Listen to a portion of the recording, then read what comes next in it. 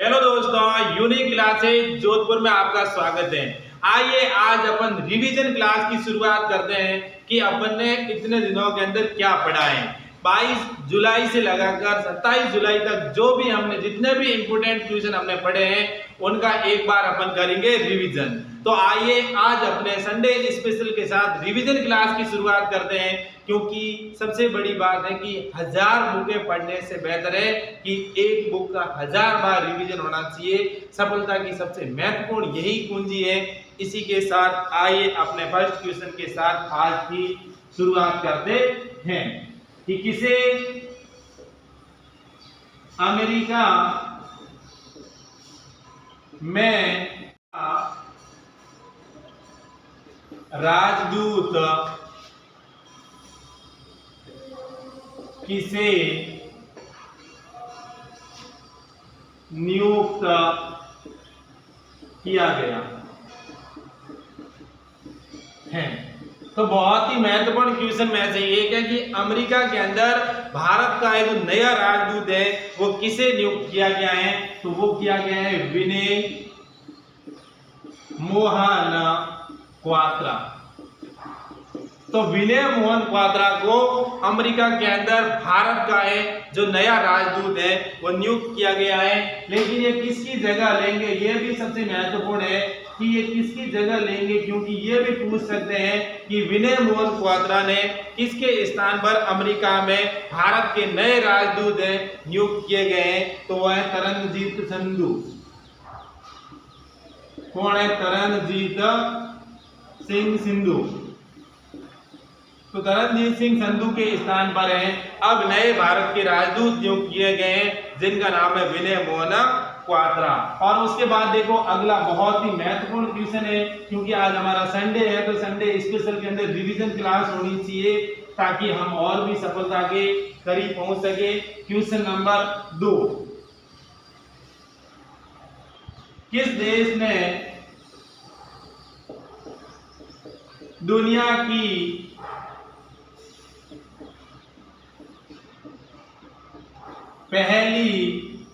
किस देश ने दुनिया की पहली कार्बन फाइबर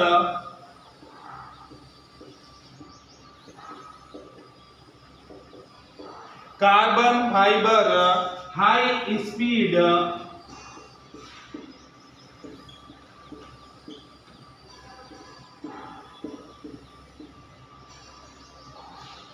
ट्रेन का अनावरण किया है? तो बहुत ही महत्वपूर्ण है कि ऐसा कौन सा देश है उस देश ने बहुत ही carbon fibre high speed train है जिनका अनावरण किया है, क्योंकि स्वच्छ ऊर्जा को बढ़ावा देने के लिए और हमारे जीवाश्म जितने भी जो चीजें हैं उन पर कम निर्भरता करने के लिए बहुत ही आगे बढ़ते हुए कार्बन का उपयोग ज्यादा हो, इसी बात को ध्यान में रखते हुए जो चीन देश है उसने carbon fibre high speed train का क्या किया है? अनावरण किया है। उसके बाद देखो अगला क्वेश्चन बहुत ही महत्वपूर्ण क्वेश्चन है। अगला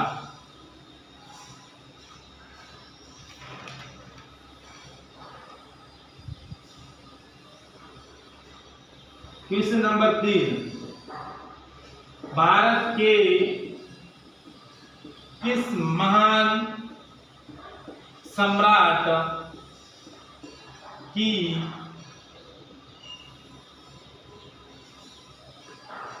बागनक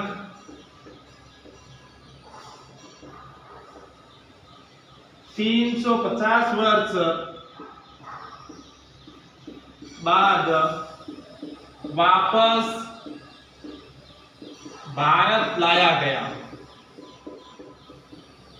कि ऐसा कौन सा भारत का एक महान सम्राट था जिनकी बागनक हाथ में पहनने के लिए एक बहुत ही हथियार था जिनको 350 वर्षों के बाद वापस भारत लाया गया है? बहुत ही महत्वपूर्ण है और वो है छत्रपति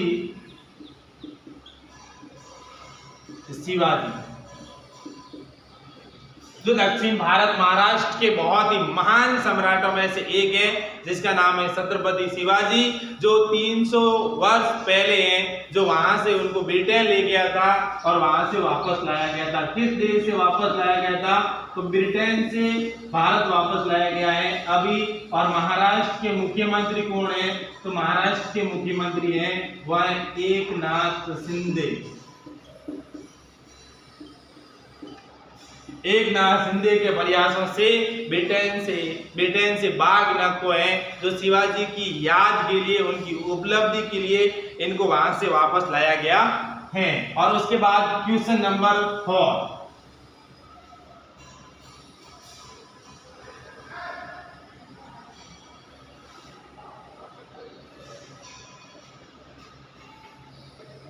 अखिल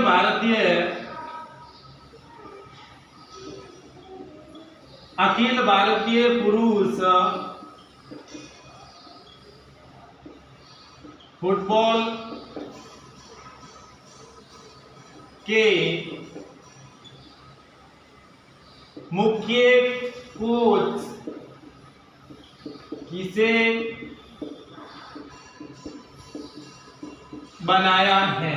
तो बहुत ही महत्वपूर्ण क्वेश्चन है कि अखिल भारतीय फुटबॉल पुरुष के मुख्य कोच किसे बनाया गया है। ये बहुत ही महत्वपूर्ण क्वेश्चनों में से एक है, क्योंकि ऐसे क्वेश्चन एग्जाम के अंदर आने की पूरी संभावना है।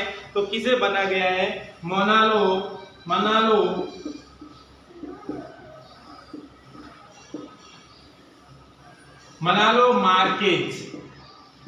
मनालो मार्केज को है, जो पुरुष फुटबॉल है उनके मुख्य कोच बनाया गया है। लेकिन महिलाओं के मुख्य कोच कौन है, ये भी ध्यान में आना चाहिए कि अखिल भारतीय महिला मुख्य कोच कौन है?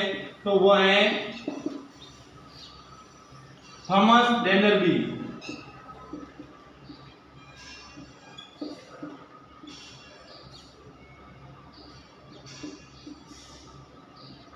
तो कौन है? थॉमस डेनरबी है, जो महिलाओं के मुख्य कोच हैं। और पुरुषों के मुख्य कोच जो हाल ही में बनाए गए हैं वो है मनालो मार्केज। ये बहुत ही इंपोर्टेंट क्वेश्चन में से एक है, क्योंकि ऐसे क्वेश्चन एग्जाम में आने की बहुत ही ज्यादा क्या है, संभावना है।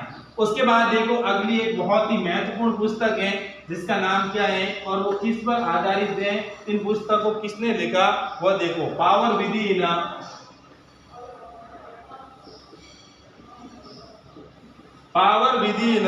द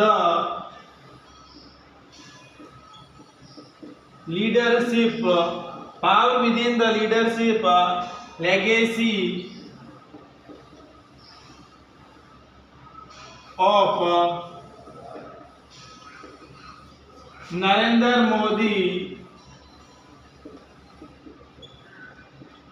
पुस्तक के लेखक कौन है? बहुत ही महत्वपूर्ण पुस्तक है, जिसका नाम है पावर विदिन द, क्या नाम है? Power within the leadership legacy of Narendra Modi. पुस्तक के लेखक कौन है? इस बात का ध्यान रहे। ऐसे क्वेश्चन एग्जाम के अंदर आने की बहुत बड़ी संभावना है, जिसका नाम है बाला सुब्रमण्यम।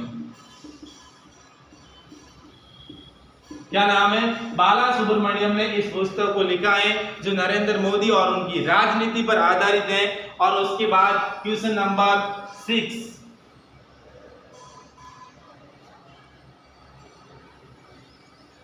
क्या है क्वेश्चन नंबर 6? देखो,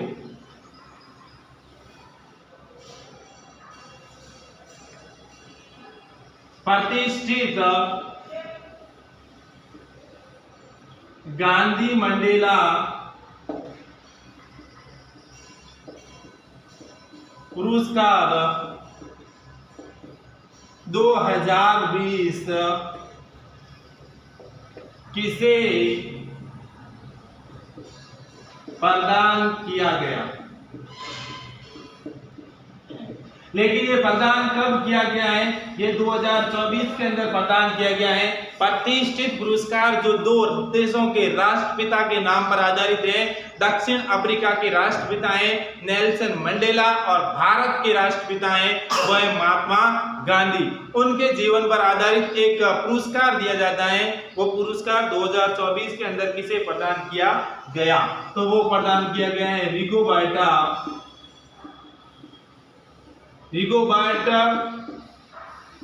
मैंचू को है, जो 2024 के अंदर पुरस्कार प्रदान किए गए हैं। लेकिन ये किस वर्ष का पुरस्कार है? ये 2020 का पुरस्कार है, इसका भी ध्यान रखें। और उसके बाद देखो अगला बहुत ही महत्वपूर्ण क्वेश्चन है कि केंद्र राज्यों से संबंधित कौन कौन सी समितियां या आयोग है। ये आना चाहिए आपको, क्योंकि ऐसे क्वेश्चन बहुत सारे आते हैं।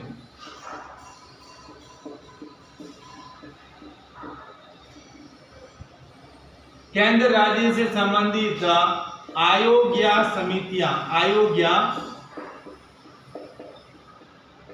समितियां ऐसे क्वेश्चन बार बार अक्सर एग्जाम के अंदर आते हैं कि कौन सी समिति ने केंद्र और राज्य के मध्य जो टकराव हो रहा था उस टकराव को रोकने का प्रयास किया। देखो सबसे पहले है सहकारिता समिति।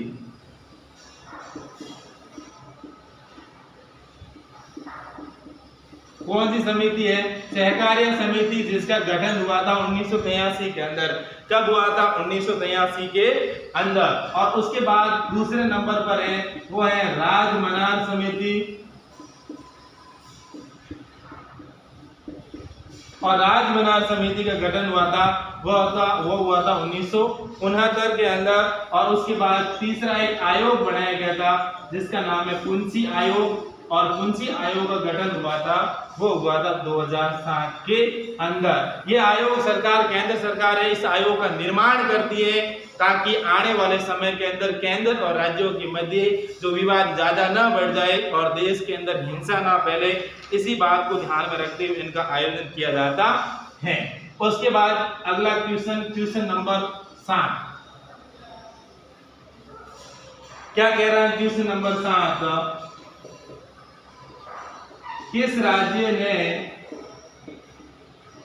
मुस्लिम विवाह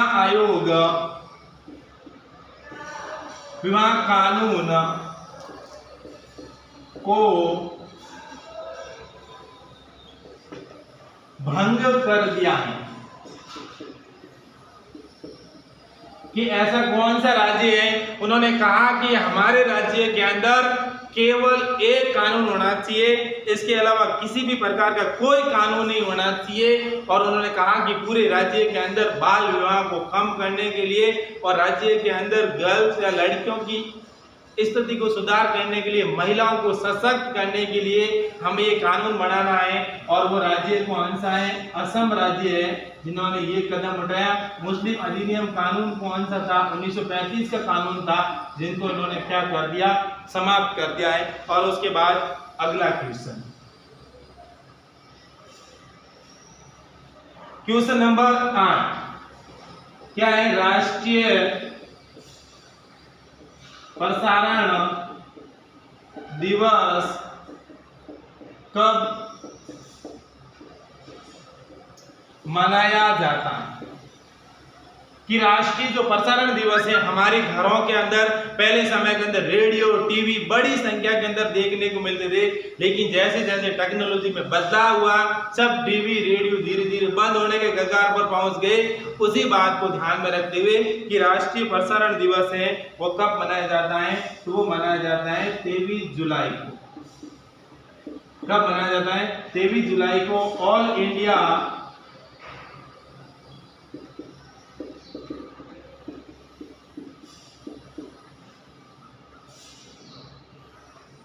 रेडियो का गठन कब किया गया था? ऑल इंडिया रेडियो का गठन कब किया गया? 1937 के अंदर है, जो ऑल इंडिया रेडियो का नाम बदलकर ऑल इंडिया रेडियो किया गया है और उसका उसी समय इनका गठन किया गया है। और उसके बाद क्वेश्चन नंबर 9 बहुत ही महत्वपूर्ण क्वेश्चनों में से एक है। क्या कह रहा है? क्वेश्चन नंबर 9,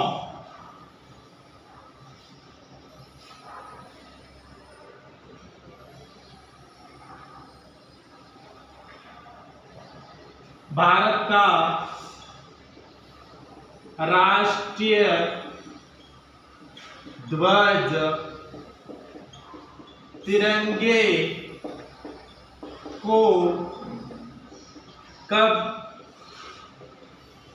अपनाया गया था? क्योंकि ये जुलाई का महीना है जो हमारे लिए बहुत ही महत्वपूर्ण महीनों में से एक है, क्योंकि 23 जुलाई 1947 को हमारा देश ने हमारे राष्ट्रीय ध्वज को अपनाया था। इस बात का ध्यान रहे, कब अपनाया? 23 जुलाई 1947 को। इसलिए इसे भी, इस क्वेश्चन को भी याद करना जरूरी है, क्योंकि आने वाले थोड़े दिनों के बाद हमारे तिरंगे की शान और बढ़ने वाली है और हमारा स्वतंत्रता दिवस 15 अगस्त को बहुत ही नजदीक आने वाला है। और उसके बाद देखो,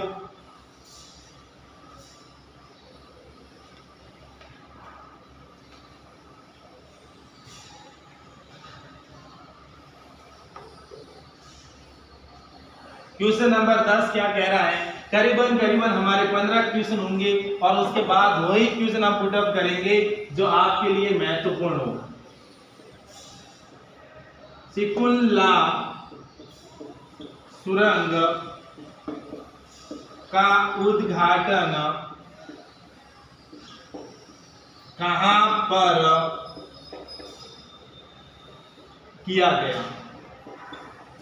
जो हाल ही में भारत के प्रधानमंत्री श्री नरेंद्र मोदी के द्वारा एक सिकुलला है जो सुरंग का उद्घाटन किया गया है। और इस सिकुलला सुरंग का उद्घाटन कहां पर किया गया है? वो किया गया है लद्दाख के अंदर, जो 4.1 किलोमीटर लंबी होगी और लद्दाख और लेह को जोड़ने के लिए हर मौसम के अंदर उनका कनेक्शन होगा। इसी बात को ध्यान में रखते हुए ये हमारे लिए बहुत ही महत्वपूर्ण सुरंगों में से एक है जिसका नाम है सिकुलला सुरंग। और उसके बाद देखो अगला क्वेश्चन, क्वेश्चन नंबर 11 क्या कह रहा है? क्वेश्चन नंबर 11 कि पेरिस ओलंपिक 2024 में भारत की ओर से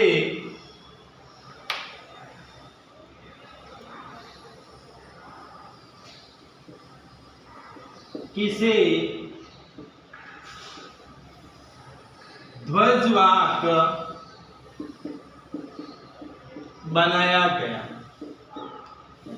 कि देखो पेरिस ओलंपिक 2024 का आयोजन हो रहा है, उसके अंदर भारत की ओर से भी बड़ी संख्या के अंदर खिलाड़ी और उनके कोच और बहुत सारे लोग हैं जो वहां पर उनको खेलने के लिए पेरिस गए हैं। पेरिस फ्रांस की राजधानी है, लेकिन भारत की ओर से किसे हैं जो ध्वजवाहक बनाया गया है?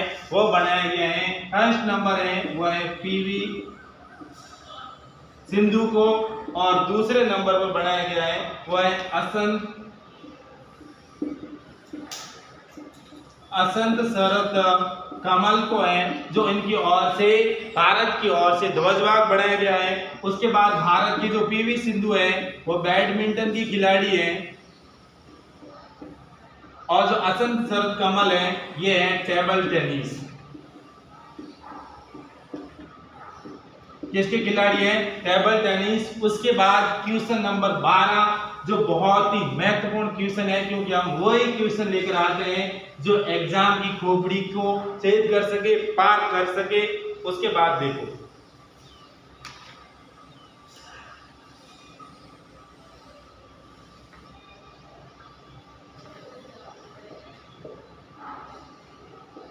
कि हाल ही में भारत का 29वां राज्य बनाने की मांग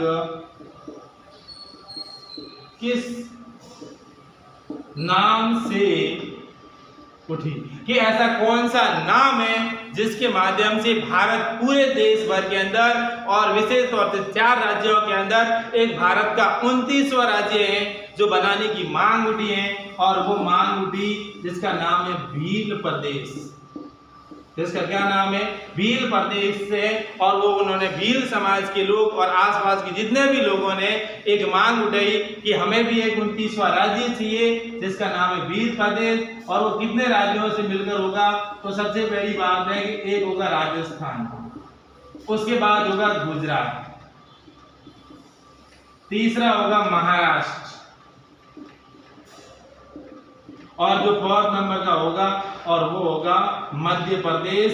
इन राज्यों को काटकर एक नया प्रदेश बनाना है और जिसका नाम है भील प्रदेश। और भील समाज के लोग बड़ी संख्या के अंदर एकत्रित हुए और इसकी मांग करने लगे।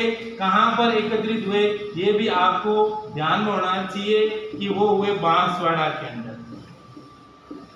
कहां पर एकत्रित हुए, बांसवाड़ा के अंदर। और बांसवाड़ा के अंदर एक बहुत बड़ा धाम है जिसका नाम है मानगढ़ धाम। जिसका क्या नाम है, मानगढ़ धाम है। और मानगढ़ धाम पर चारों राज्यों के लोग हैं एकत्रित हुए और उन्होंने यही मांग की कि हमें एक नया प्रदेश चाहिए जिसका नाम है भील प्रदेश। उसके बाद क्वेश्चन नंबर 13 बहुत ही महत्वपूर्ण क्वेश्चनों में से एक है। क्या कहना चाहता है, देखो।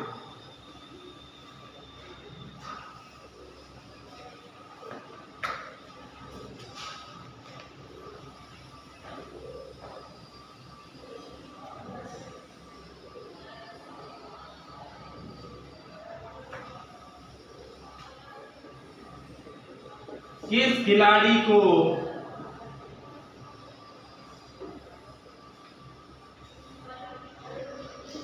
प्रतिष्ठित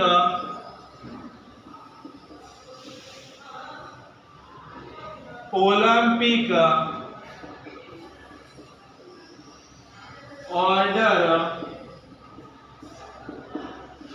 अवार्ड से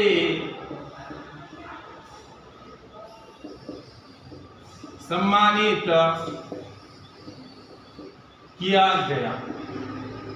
बहुत ही महत्वपूर्ण क्वेश्चन है कि भारत का ऐसा कौन सा महान खिलाड़ी है जिसको ओलंपिक ऑर्डर अवार्ड से जो सम्मानित किया गया है, जिसका नाम है अभिनव बिंद्रा।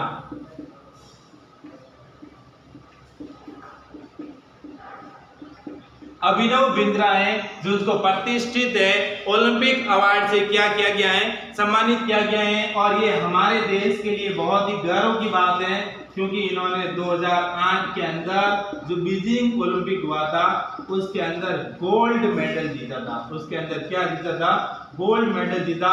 इसके लिए हमारे लिए बड़ी गर्व की बात है कि उनके लिए अभिनव बिंद्रा को है जो ये पुरस्कार दिया गया है। उसके बाद देखो क्वेश्चन नंबर 14 जो बहुत ही महत्वपूर्ण क्वेश्चन में से एक होगा।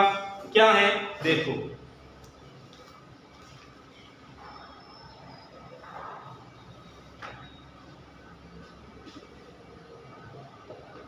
कारगिल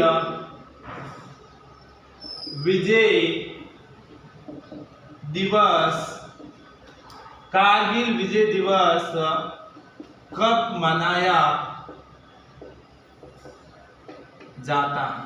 बहुत ही महत्वपूर्ण क्वेश्चन है कि कारगिल विजय दिवस है कब मनाया जाता है।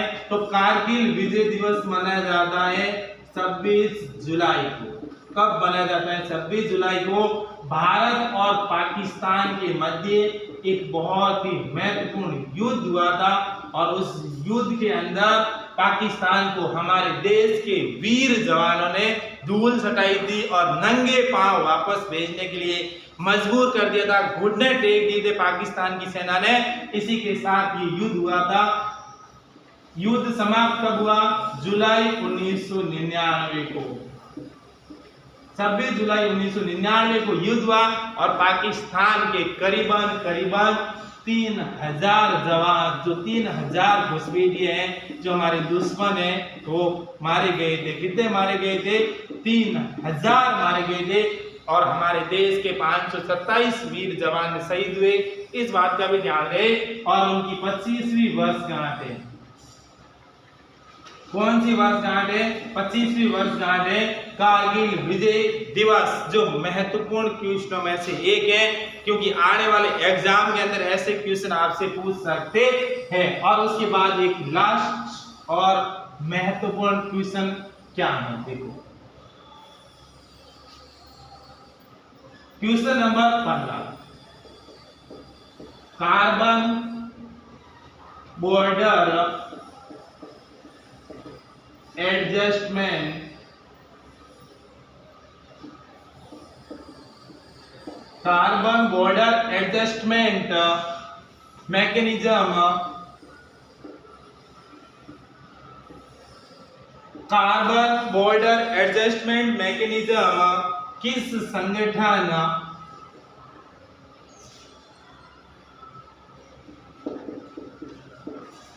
संगठन ने लागू किया है? जो बहुत ही महत्वपूर्ण क्वेश्चन है कि कार्बन बॉर्डर एडजस्टमेंट मैकेनिज्म है किस संगठन ने लागू किया है और इसका क्या उद्देश्य है। तो इनको लागू करने वाली एक संस्था है जिनका नाम है यूरोपीय संघ। क्या नाम है? यूरोपीय संघ। और इनका है कार्बन उत्सर्जन को कम करना। कार्बन जो उत्सर्जन हो रहा है ना, उत्सर्जन को कम करना इनका सबसे महत्वपूर्ण उद्देश्य है कि यूरोपीय संघ के जितने भी देश हैं और वहां पर आने वाले लोग हैं वो कोई भी व्यक्ति कार्बन उत्सर्जन को कम करे, इनको कम से कम करे। जो व्यक्ति जितना कार्बन उत्सर्जन करेगा उन पर उतना ही टैक्स लगेगा। और ये यूरोपीय संघ की जो स्थापना हुई थी वो स्थापना हुई थी 1 नवंबर 1993 को यूरोपीय संघ की स्थापना हुई थी। इस बात का भी ध्यान रहे। अगर हमारा वीडियो पसंद आए तो शेयर, लाइक एंड सब्सक्राइब जरूर करें। Thank you.